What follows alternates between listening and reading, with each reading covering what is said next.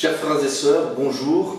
Dans l'attente de se retrouver, nous continuons à partager ensemble la parole du Seigneur par le moyen de la vidéo sur notre site internet églisemontpellier.com et également sur la chaîne YouTube de l'Église. Je voudrais lire avec vous un psaume magnifique. Plusieurs croyants aiment lire le livre des psaumes parce que ce livre exprime la foi d'hommes de Dieu dans des moments très différents de leur vie, que ce soit dans des moments de grande joie, que ce soit dans des moments de profonde tristesse, voire de découragement. Nous voyons ces hommes s'adresser au Seigneur, s'adresser à Dieu, le prier, invoquer son nom. Ce n'est pas à dire qu'ils font des prières, mais ils prient, ils s'adressent au Dieu de leur salut. Et je voudrais que nous puissions lire un texte qui est merveilleux, c'est le psaume 46 dans la Bible. Et je voudrais le lire pour vous et avec vous, maintenant. Voici ce qu'il est dit. Au chef des chantres des fils de Corée, sur Alamoth, cantique.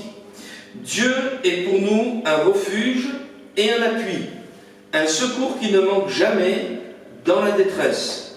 C'est pourquoi nous sommes sans crainte quand la terre est bouleversée et que les montagnes chancellent au cœur des mers, quand les flots de la mer mugissent, écument, se soulèvent jusqu'à faire trembler les montagnes. Il est un fleuve dont les courants réjouissent la cité de Dieu, le sanctuaire des demeures du Très-Haut. Dieu est au milieu d'elle, elle n'est point ébranlée. Dieu la secourt dès l'aube du matin. Des nations s'agitent, des royaumes s'ébranlent. Il fait entendre sa voix. La terre se fond d'épouvante. L'Éternel des armées est avec nous. Le Dieu de Jacob est pour nous une haute retraite. Venez, contemplez les œuvres de l'Éternel, les ravages qu'il a opérés sur la terre. C'est lui qui a fait cesser les combats jusqu'au bout de la terre. Il a brisé l'arc et il a rompu la lance. Il a consumé par le feu les chars de guerre. Arrêtez et sachez que je suis Dieu. Je domine sur les nations, je domine sur la terre. L'Éternel des armées est avec nous. Le Dieu de Jacob est pour nous une haute retraite. Amen. Ce qui frappe dans ce texte, c'est la connaissance que ces hommes qui ont composé ce psaume, les fils de Corée, ont de Dieu. Et je le dis souvent, il ne peut pas y avoir de foi si authentique, si tout d'abord il n'y a pas une rencontre personnelle avec le Seigneur Jésus-Christ. Ici nous sommes dans l'Ancien Testament, dans l'Ancienne Alliance. Néanmoins nous voyons que la pensée de Jésus-Christ, du Fils de Dieu, du Messie est présente et nous allons le voir dans un instant.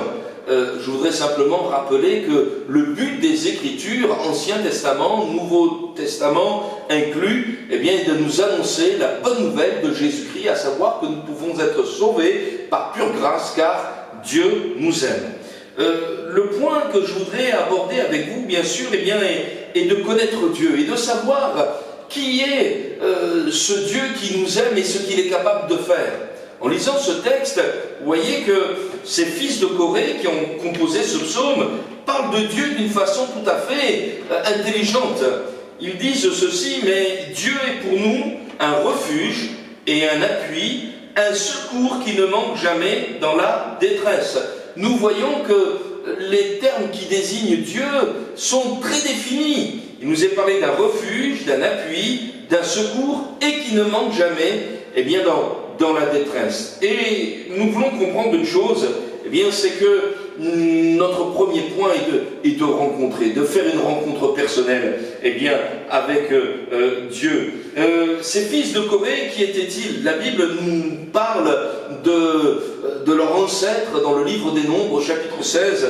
Le personnage Corée était un homme qui s'était opposé à Moïse et à Aaron, et un homme avec des intentions particulièrement mauvaises à l'égard de Dieu. Ce qui frappe, c'est que malgré cette ascendance tout à fait terrible, les fils de Corée n'ont pas suivi la même voie que leur père.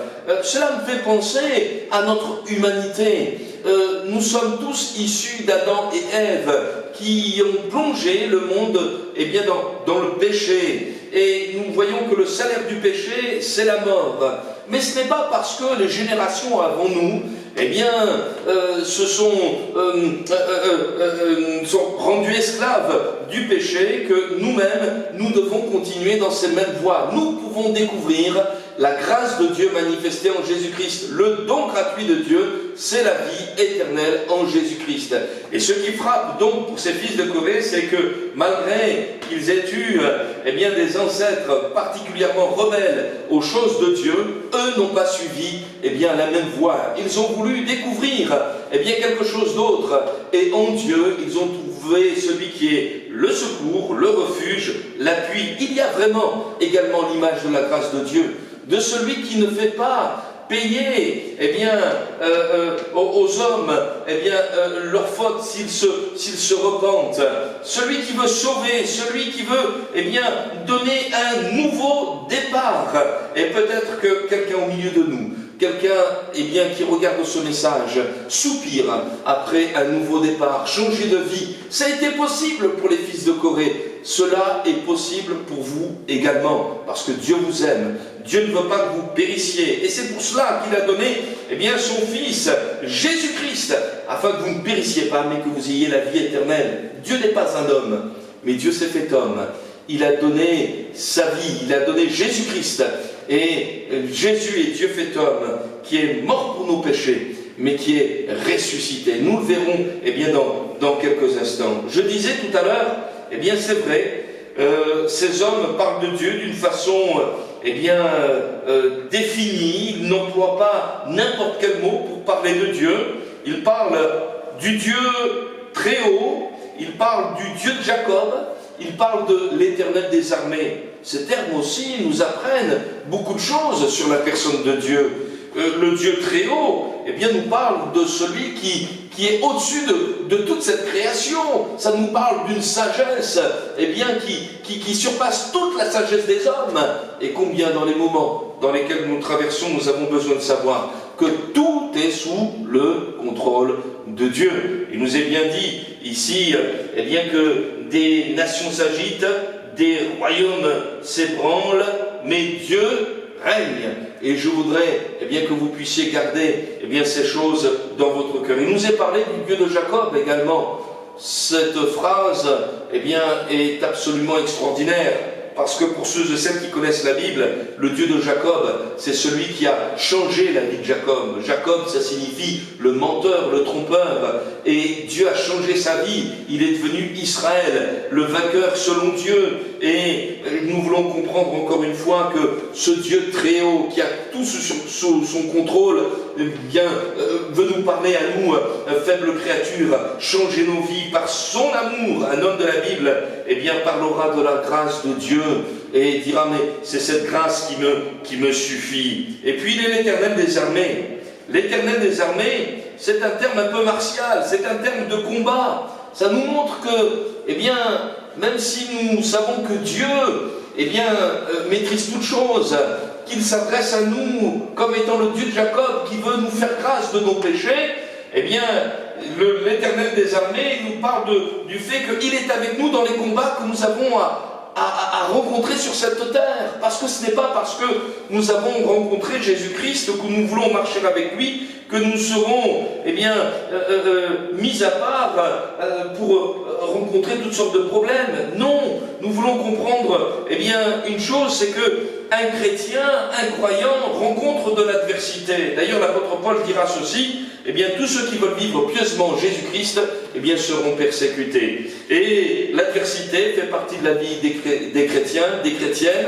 Cependant, l'Éternel des armées est avec nous. Et je voudrais, simplement vous encourager dans ces moments pour vous dire que vous qui peut-être vous inquiétez dans les périodes difficiles que nous traversons, je voudrais vous dire ceci, Dieu est avec celui qui a choisi le règne de Dieu. Celui qui a choisi Jésus-Christ pour son sauveur. Dieu règne et Dieu ne va pas l'abandonner, mais au contraire, il va combattre avec toi. Parce que cette adversité, elle existe. Et connaître Dieu, c'est bien. Connaître l'adversité, également, c'est important.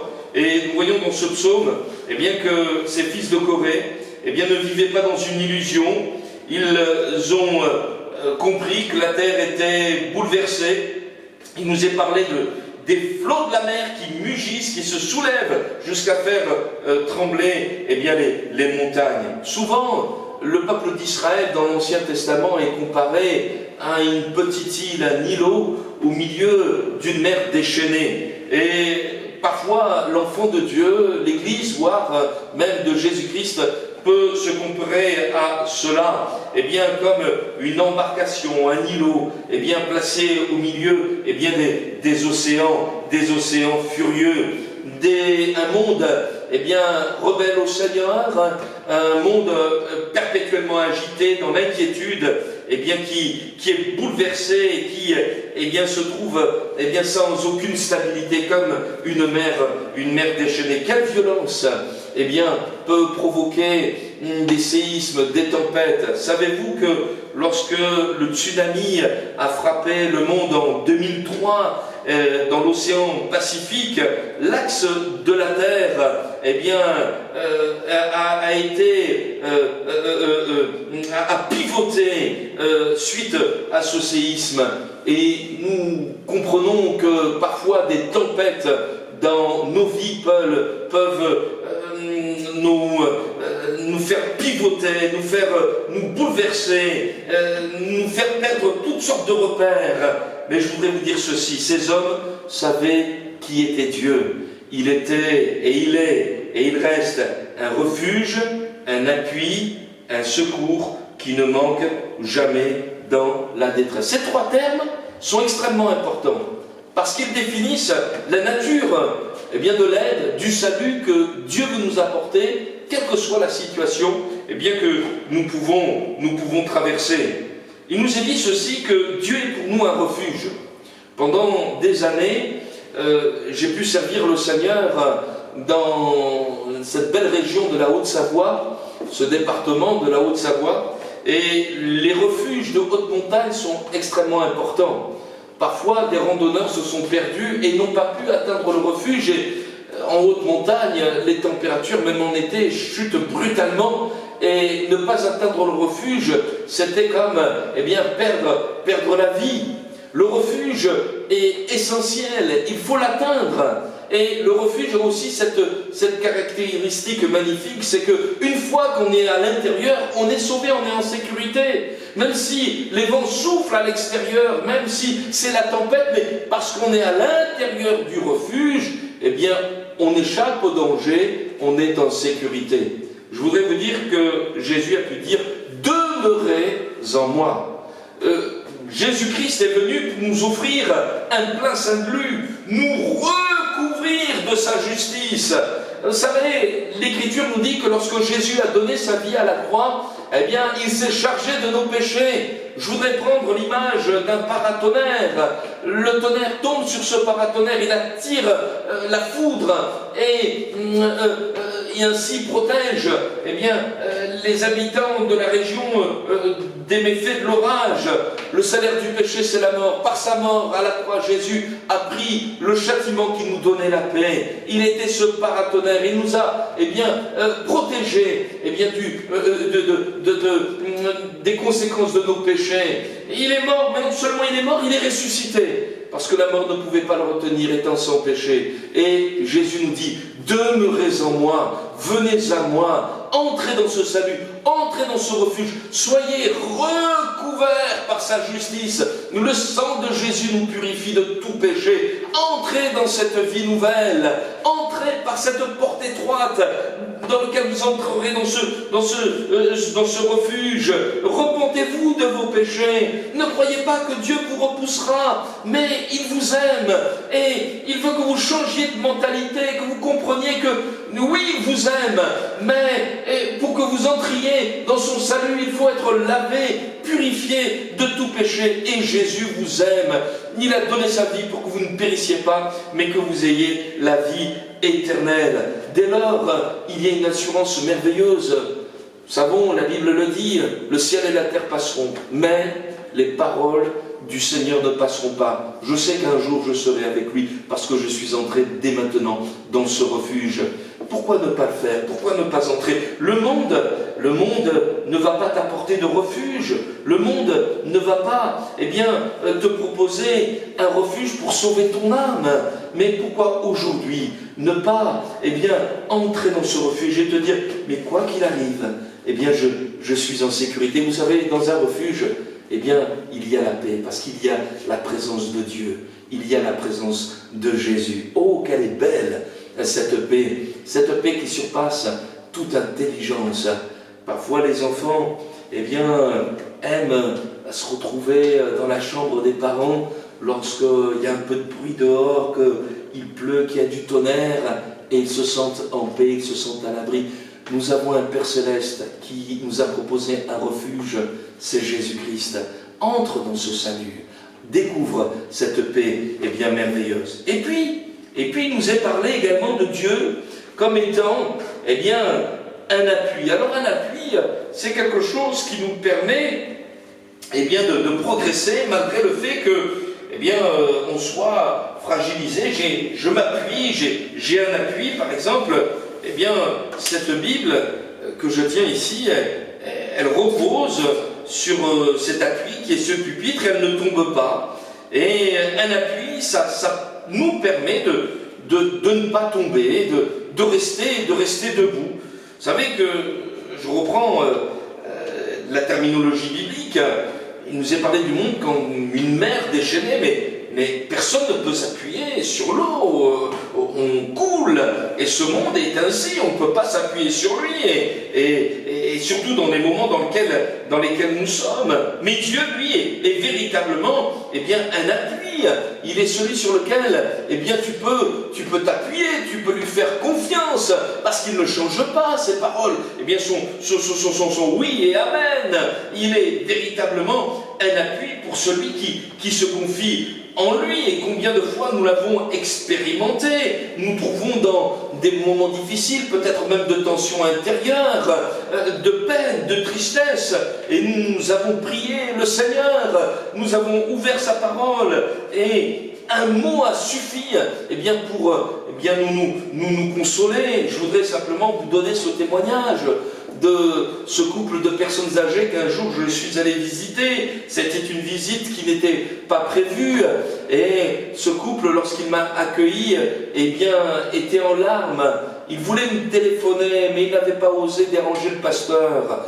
Alors j'ai compris que cette visite que je n'avais pas prévu de faire, elle avait été prévue par le Seigneur. Et la dame en question, qui était une chrétienne fidèle, venait de voir le matin le médecin qui lui a dit « Madame, vous avez un tel taux d'ostéoporose, que si vous tombez, vous risquez à tout moment la paralysie. » Alors, nous avons prié ensemble, et comme le matin, dans mon culte personnel, j'avais lu un psaume, le psaume 34, et je vous invite vraiment encore à lire les psaumes, nous avons lu ce psaume 34, et dans ce psaume 34, il est écrit, notamment au verset 19, « L'Éternel est près de ceux qui ont le cœur brisé, il sauve ceux qui ont l'esprit dans l'abattement. Le malheur atteint souvent le juste, mais l'Éternel l'en délivre toujours. Il garde tous ses os, aucun d'eux n'est brisé. » Vous comprenez combien cette parole a touché le cœur de cette bien-aimée. Je ne me souvenais plus, moi, au moment de lire ce texte de la Bible, qu'il y avait un verset qui affirmait de telles choses. Mais Dieu le savait. Et ça a été un appui pour la foi de cette chrétienne. Oui, il garde tous ses os, aucun d'eux n'est brisé. Et elle n'est pas tombée, la paix était restaurée dans son cœur, et elle a continué à marcher avec le Seigneur, avec joie. C'est ça, avoir Dieu pour appui. Que son nom soit béni. Et puis, la Bible nous parle de lui comme un secours qui ne manque jamais dans la détresse. Peut-être avez-vous fait un jour, les numéros de secours, d'urgence, vous avez appelé les pompiers, vous avez appelé le SAMU en disant « je ne peux pas me déplacer, mais je suis tombé, ou quelqu'un dans ma famille, ou un ami s'est fracturé un membre, venez à notre secours. Et un secouriste, c'est quelqu'un qui se déplace vers le lieu du danger. C'est quelqu'un qui, va au contact de la personne qui se trouve dans une situation d'accident, de malaise. Et dire que Dieu est pour nous un secours, signifie ceci: il vient là où tu te trouves. Toi, peut-être que tu ne peux plus te déplacer, tu ne sais plus comment faire, mais Dieu entend ton cri et c'est lui qui vient et jusqu'à toi. Nous voyons que le Seigneur a agi de multiples manières. Ainsi, des hommes ont crié vers lui, Seigneur, sauve-moi, dira l'apôtre Pierre, tandis qu'il était en train de s'enfoncer dans l'eau. Et Jésus l'a relevé. Si tu le veux, tu peux me rendre pur, dira un lépreux. Et Jésus posa sa main sur lui et le purifia de sa lèpre. Combien de fois nous sommes pris dans nos situations, humainement parlant, nous ne savons plus comment faire, nous ne savons plus comment nous en sortir, mais c'est Dieu qui vient à notre secours. Combien nous avons pu expérimenter cela? Nous trouvons parfois dans des angoisses terribles, innommables, mais nous avons crié à Dieu et le Seigneur est venu et a placé cette paix extraordinaire. Il est vraiment celui qui apporte le secours à nos vies. Pourquoi ne pas expérimenter cela? Pourquoi ne pas le vivre? Pourquoi ne pas laisser le Seigneur agir dans nos vies et dire: Seigneur, mais j'ai besoin de ce secours. Dans le texte de la Bible, il nous est dit qu'il y a un fleuve qui coule du trône de Dieu et qui vient jusque dans la cité de Dieu qui était Jérusalem. Et il y a vraiment une métaphore entre la relation que Dieu veut que nous ayons avec lui. Nous sommes en bas sur cette terre, mais d'en haut il y a un fleuve qui coule et qui veut nous abreuver. C'est toute l'action du Saint-Esprit. Vous savez, les amis, même si on ne le voit pas, Dieu est en action. Ouvrez votre cœur à l'action du Saint-Esprit. Laissez-le agir. Ouvrez votre cœur. Ne soyez pas refermés, ne soyez pas sceptiques. Laissez l'incrédulité, abandonnez vos raisonnements et croyez tout simplement dans l'amour du Seigneur. Et il nous est dit ici, Dieu est au milieu de sa cité, il est au milieu d'elle. Elle n'est point ébranlée. Dieu la secourt dès l'aube du matin. Des nations s'agitent, des royaumes s'ébranlent, mais l'Éternel des armées est avec nous. Nous sommes au milieu d'un monde rempli d'inquiétude. Nous sommes dans un monde qui est en train de basculer. Nous sommes dans un monde qui a peur du lendemain. Mais pour celles et ceux qui ont une relation, une communion avec le Seigneur, il y a quelque chose de sans cesse renouvelé. Jésus-Christ est vivant, le Saint-Esprit agit, il renouvelle dans ton cœur cette foi. Il y a une onction qui s'empare de ta vie. Cette paix, cette foi, cette confiance, elle ne dépend pas des circonstances, elle dépend de Dieu lui seul. N'attends pas pour placer ta foi que tout aille bien autour de toi. Non, la foi véritable, elle vient de ce qu'on entend. Et ce qu'on entend, ça vient de la parole de Dieu. Dieu t'aime. Ouvre ton cœur et laisse-le agir dans ta vie. Et puis, peut-être un dernier conseil pour celles et ceux qui connaissent le Seigneur, qui connaissent Dieu comme un secours, un refuge, un bouclier, une haute retraite, qui connaissent la nature des dangers qui nous guettent ici-bas sur cette terre, et qui ont fait l'expérience de ce secours merveilleux de Dieu, il serait bon de faire connaître également combien ce secours est actuel.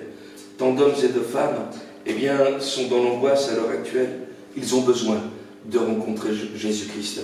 Et si cette vidéo est partagée, c'est que pour que plusieurs au milieu de nous, plusieurs dans ce monde, puissent découvrir d'une façon personnelle la personne de Jésus-Christ.